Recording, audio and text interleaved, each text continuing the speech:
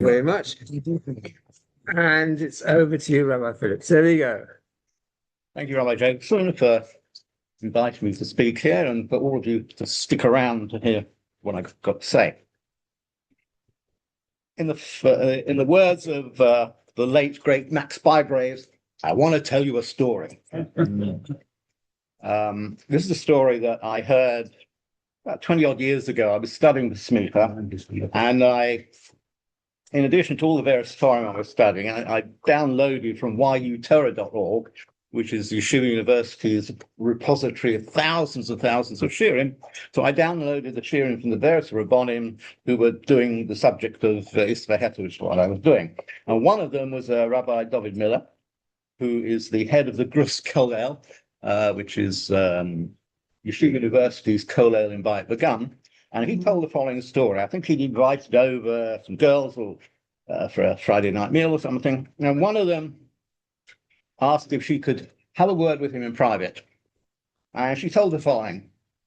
Her father was not her mother's first husband. Her mother and her first husband met and got married in the DP camps. They were Holocaust survivors and they were taken to displaced persons camps. And they got married there. Then I guess they divorced, certainly civilly, and she got remarried and then had this young lady. The only thing was, and by now I think all the parties in the drama had died, and she never heard anything from her mother about her mother receiving a get. And there was no paperwork, nothing at all to suggest that her mother had received a get. What this means is that a married woman who has a relationship with another Jewish man and has a child from that man, that child is either mamzer or mamzeres. So, which is a pretty terrible thing. The Torah says, "Lo yavam mamzer b'kal Hashem," that a mamzer can't get married among the general Jewish population. A mamzer can only marry another mamzer or mamzeres or a convert. But no reputable Beis Din is going to sanction such a marriage because any children are going to be mamzerim, and we don't want to continue the mamzeres. So she wanted to know, is she a mamzeres? So Rabbi Miller was going to New York, so he said he would consult with Rav Moshe Feinstein herself. He did, and Rav Moshe asked him to do a bit more research. I think there was some family in Texas. Anyway, the next time he came back, he said to Rav Moshe, he told Rav Moshe what he'd found. And Rav Moshe said, because you have to understand that when all the poskim will bend over backwards to avoid mamzerus.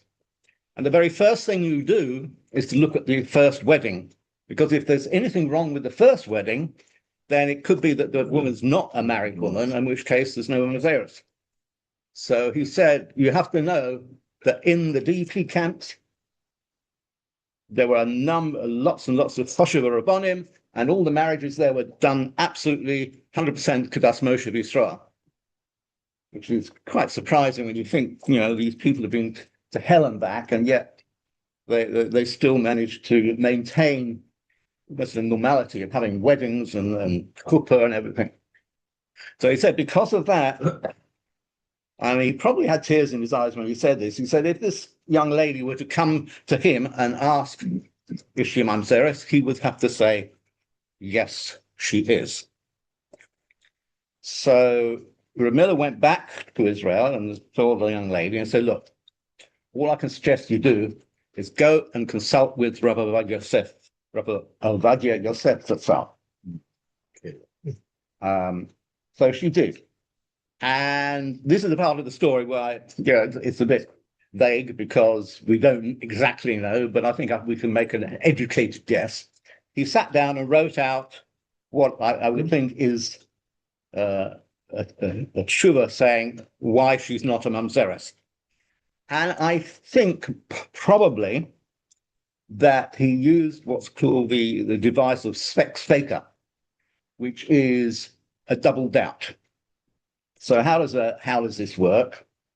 So the classic Svek is brought in Mr. Cephas Ksuvast, where it says, Ha'omer Pesach Chasuach Motsosi. Right. So in those days, and even right into the Middle Ages, the two stages of marriage were like up to a year apart. So you have the betrothal, the kedushin, or the erusin, as it's called, and then maybe up to a year later, the actual nisuin, the actual marriage. Nowadays, it's all done at one go, and we have the kedushin, where the ring is put on the finger. Then we interrupt that to make it two separate things by reading the ksuba, and then we have the chuppah and the yichud, and that affects the marriage. So there was this case here where a couple had been betrothed, and now this was the morning after the wedding night, and he comes to the Beis Din, the husband, and says, I think she's had an affair. So the Gemara says, well, we believe him, because she would then be forbidden to him. So the Gemara says, why? It's a svek. What's a svek? So two uncertainties. First one, sofek tachtov, sofek ein tachtov. Maybe it happened before they got betrothed, or maybe it was during the period. We don't know. Ve'im tim saloma tachtov. If you want to say that it happened during the period of betrothal, sofek ba'oni, sofek baroson. Maybe she was forced, or maybe she did it willingly. So this svek, so how does this work? The svek. So there are various ways it can be explained, but I think the easiest one is this one. It's I think it's the Rashba. I thought it was a Rosh. Now I don't know if you can see this, right? So the two green, the green and red on top are something is either permitted or is forbidden, right? And this one here should actually be under the forbidden one. And then you say, even if it's forbidden, maybe there's some other reason to permit it. So then if you look, you've got 50% permission, plus another 25%, that's 75%, which is the rove, the majority, and Acharei Rabbi and the Hatos. Okay. So then the question is, well, how come Rav Moshe didn't do that? And in fact, I did a search on my Bar Ilan responsa of the Yabia Omed Shuvas from Rav Avadia and the Igros Moshe Shuvas from Rav Moshe. And I searched for the expression svek. And in Igros Moshe, I found two instances of the word svek. And in Yabia Omer, 266. So then why is that? Why didn't Rav Moshe use the svek?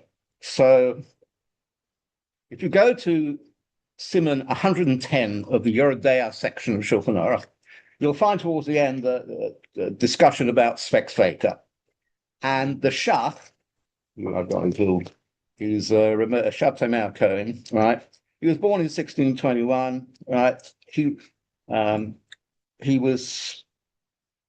published his commentary on Yoredea when he was 24 years old, which is absolutely mind-boggling.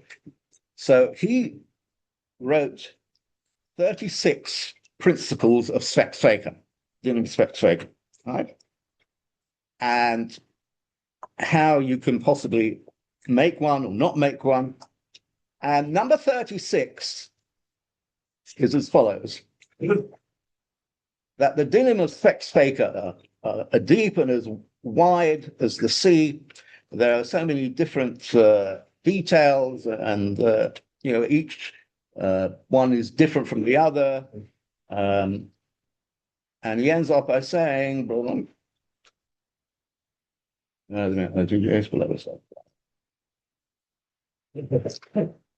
so he says, "Ein lonu achshav lebado shum svek." We don't make svek fakers anymore. So the Shach was an Ashkenazi, and therefore Ashkenazi Rabbonim do not, as a rule, make Sfek Sveikas. Rabbi Badia was a Sephardi, Eilat Mizrach. They never lost the art of making a Sfek Sveika, which is why you'll find his tshuvas are dotted about with Sfek Sveikas. Okay, now, the pièce de résistance. When I heard what Reb Moshe said about the weddings in the DP camps, I was, it seems a bit strange that, all these weddings were absolutely 100%. Until last Thursday on my social media feed, I came across this. I'll hand it around. This is a printed kasuba from Germany for use in the DP camp established at Bergen-Belsen. The name of the camp appears at the top. It says Bergen-Belsen. And at the bottom, you have a stamp of the rabbinut. This is an actual kasuba. It's mind-boggling. They did this. Yeah. So, there we go. I thought that was... It's extraordinary. Yeah. I can't believe I'm looking at this. That's your lot.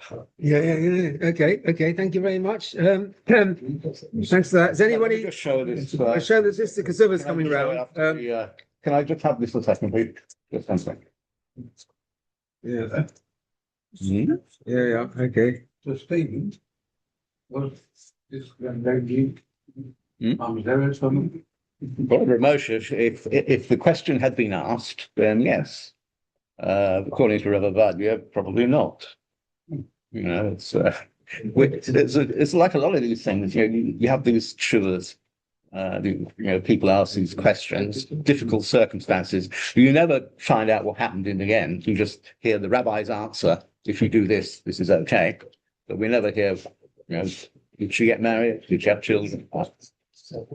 It is true, though, the rabbis today do the utmost to try and avoid any question of mamzeret. They're trying to annul the marriage or something, or say one of the Adim weren't kosher. That's exactly what Rabbi Phillips says.